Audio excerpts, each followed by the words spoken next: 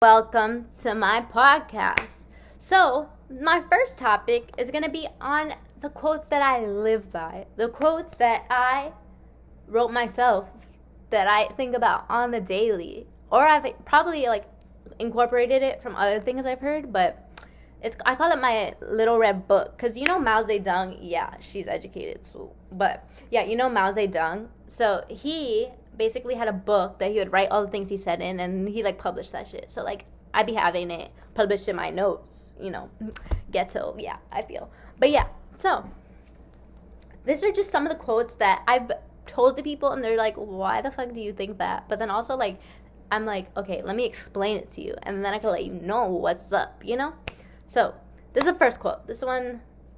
First one, kind of self-explanatory, but bad has no race. Because it truly does. If you're bad, you're bad. Low-key, I haven't been living by this one because, I haven't been attracted to YT people. But, then I'm trying to expand my horizons a little bit. I'm trying to see,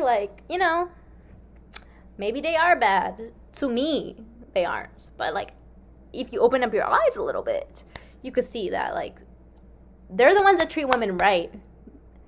All those videos on Twitter, you see those videos where they're like, oh my god, my boyfriend surprised me with a picture on with a yacht, I gave my boyfriend a picture of all of us in and put it up in his room, and he's literally in love with me like crazy. All those men are white. Sorry to break it to you, but you're not gonna get a brown boy that's gonna be appreciative of that shit. Let's be real. Second one, my top most famous quote. Everybody that knows me knows I live by this. There are no secrets in this world. Because no offense, but there are no secrets in this world. Personally, I can't keep secrets about myself. I will tell one person, at least one person in this world knows. Or they were there and they know it themselves too. And that's the same for most people. They're not going to keep shit bottled up. People are gossipers. No offense, but people are going to reveal things to other people, and that gets spread on. There are no secrets. Let me know one person that has kept a secret. Even Kylie Jenner. She thought her pregnancy was a secret. No. Kim knew. Kanye knew. All of them knew. There's no secrets. If you find an example that contradicts that, let me know. I'm open to discussion. But, Next one, being nice gets you nowhere. I used to be super, super, super nice. I'm probably still a little nice, But, then I realized, that's how hoes walk over you. That's how hoes really are wait, no. Just because she's nice, that means I could get away with doing anything. I can, force her to clean my shoes, scrape the bottom of my shoe. No! Hell no. And you know how you learn this? From getting bullied. I know I wasn't, traditionally bullied, officially bullied, But, I had these friends, they were rude as hell to me. They were rude people, and I just let them get away with it because I was so innocent and nice. No, that gets you nowhere. Next one, hoes always win. I'm gonna leave it at that. Next one goes along with that. I never underestimate the power of a hoe because they be winning. They get what they want. It's the confidence. It's the not being afraid to get what they want for me. That's just the honest truth. Next one, nice guys do finish last. If he's nice to me, he's nice to other bitches. Nice men are nice. Those are the can I get a hug type men. Even if you're cuffed, he will be the can I get a hug kind of guy, He's for the streets.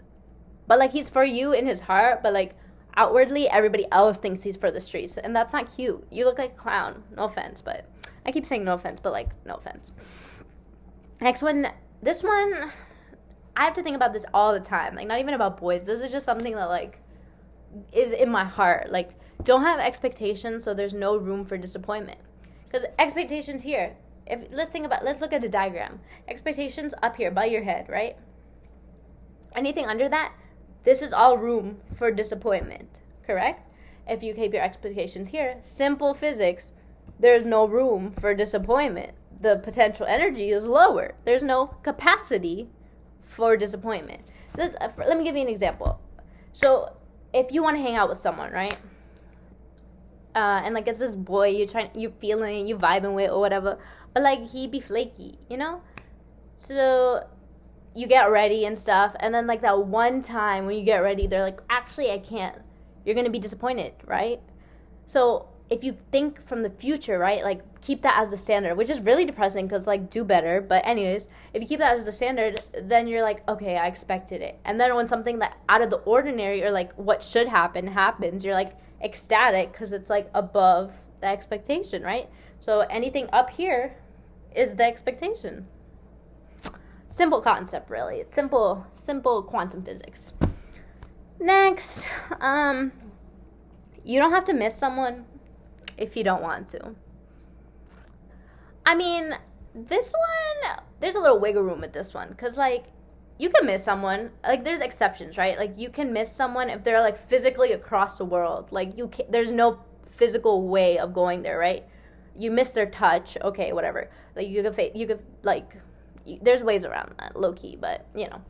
But, like, if somebody's, like, across the street, just text them, the fuck? Just be like, I miss you. Let's hang out. Let's make plans. And then there's these hoes all the time that are like, oh my God, I miss hanging out with you. And then make no action to fix that feeling, you know? Like, then it's just a blanket statement with no supporting evidence, which is sickening, really. Like, keep that shit to yourself. Miss somebody else. Like, no. That's why I reply to people when they're like, I miss you. Be like, okay, let's make moves then. Like, there's no such thing as missing someone, theoretically, you know? Unless there's physically, like, an obstacle in your way. Yeah. Next one, this one is just from, like, what I've observed, unfortunately. So be in an interracial relationship so people don't think you're siblings. Oops. You know?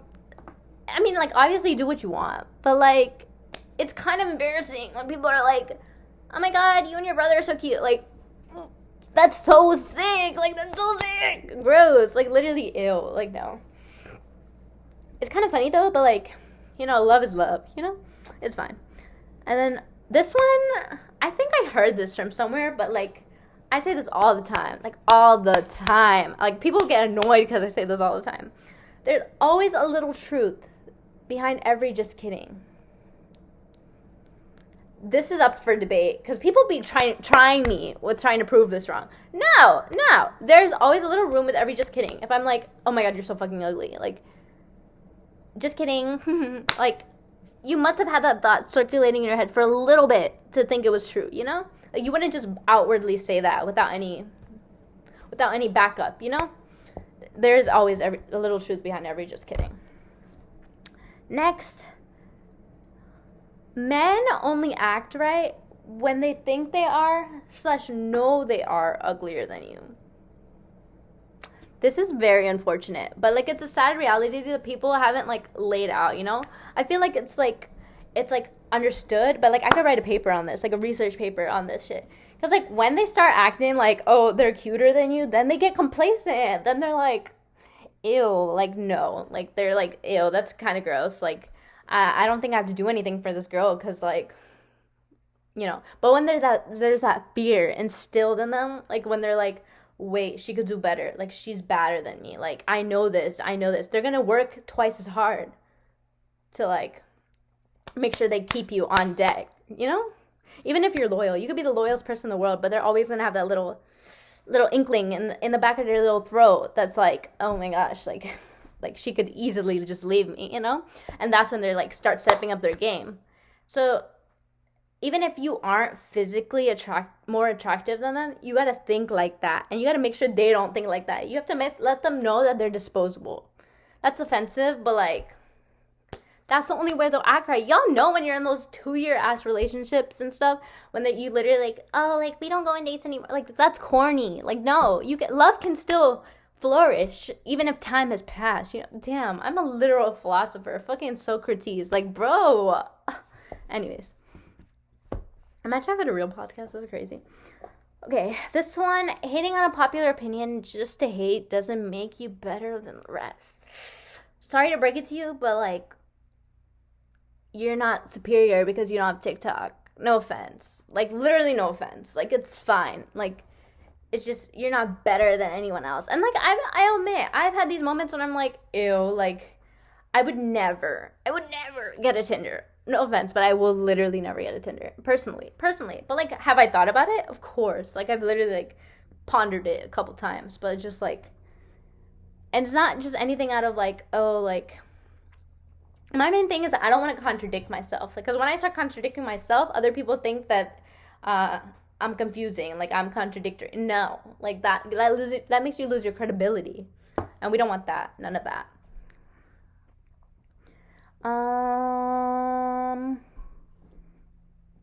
This one, okay, this one's the last one I'm gonna end on, because I feel like this one, I just recently thought of this one, but sometimes you gotta separate the artist and the work. And see, that one requires a little metaphorical analysis, because you see, this applies in multiple contexts. So artist, for example, and the work, right? Let me give you an example. Let me give you a good example. Drake, right? Drake, artist, Drake, work, music, right? Drake and music, bangers, straight on bangers. Somebody can argue with me about that right now. This is the hating. This goes back. Let's bring it back to the hating on popular opinion, because people love to hate Drake. They love to hate him just because, like, it's different. And I'm calling you brown boys out, because that's you. That's y'all. They're like, I don't listen to Drake. Like, he's so mainstream. Like, shut up. Just like his music because it's good. Like, let's name one song. Let's try. I mean, there's a couple, but like the majority are bangers. Let's get that very clear, straight, concrete evidence, right? Anyways, back to the topic. So a lot of people are like, Drake is such a horrible person, like making all this shit. Like, it's not even true, but who am I to know? Because I don't know, right? Drake, like, abandoned his child. First of all, no, but like, you know, whatever. Like, people have that, they're like, ew, I don't listen to Drake because blah, blah, blah, like, he's a trash person. But like the music, you know, like, I hate Drake the person. They hate Drake the person, but Drake the artist is a different person. You can still like their music. Same thing with like Chick-fil-A, for example. Their ideals, their whatever, their background, their little racism, that's the artist at work, right? Like, that's the Chick-fil-A, like, CEO, staff, all that. The work is the fucking salads, the fucking peanut oil fried chicken, and their like crushed up ice. Like, that's the work. And just personally, I have to separate the artist and the work for that one, because their food bangs. Like, their food, astronomically magnificent. Like, let's get that straight. And like, there's just some instances where you have to like just separate the artist and the work, you know? They're very controversial, but like, you're telling me that all those people that work at Chick-fil-A that are of color, that are homosexual, like, clearly they don't have a problem. So like, me eating, while I know in my heart that I support all those people, I just don't support the artist, and still enjoy the food at the same time, not get starved. I'm sorry, but like, I'm gonna eat the food and like keep my ideals with me, you know? That's all I have to say. On to the next episode, we're going to be talking about secret relationships and how being brown, which I may or may not be, affects how you could do your little hoe shit, you know? All right, so goodbye. Welcome to Petty Uncle's podcast.